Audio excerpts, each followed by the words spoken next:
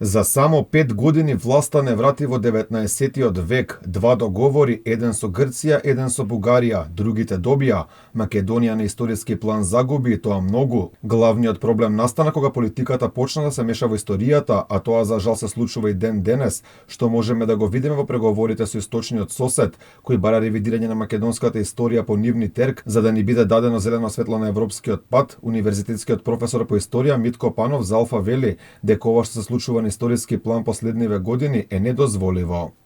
Историјата стана, како да кажам, фокус на политиката и орудие на соседите да диктират своите стратешки определби кон и интереси кон Македонија. Македонија во суштина е во дефанзивна позиција и се враќаме во периодот на 19-тиот век. И тоа е апсурдот што е неприфатливо, бидејќи секоја држава и секоја нација има право на свој национален наратив. Можеби најголем пораз за македонската историја ќе биде ако таа на крајот стане историја на Северна Македонија, зашто според информациите на Алфа се разговарало на Комисијата за класификација на научните области според Фраксатиевата меѓународна класификација.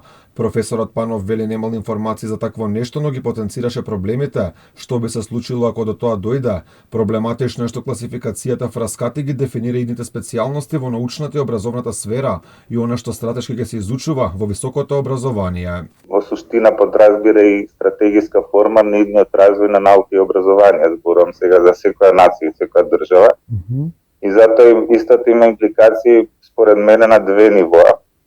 Првото е детерминирање на научно-истражувачките полиња, што само по себе ги дефинира и научните специјалности, односно од тоа во иднина зависи како државата гледа стратегиски на идниот развој на научно-образовниот капацитет на државата. Инаку според информациите на Алфа пред телото со компликувано име постоел предлог историјата на Македонија да стане историја на Северна Македонија. Според нашите информации во предлог верзијата воопшто нема област историја на македонскиот народ, а ако биде прифатена тогаш македонската историја од средниот, новиот век и така натаму би станала историја на Северна Македонија во сите историски периоди, со што де факто би станала географска, а не национална историја на македонците.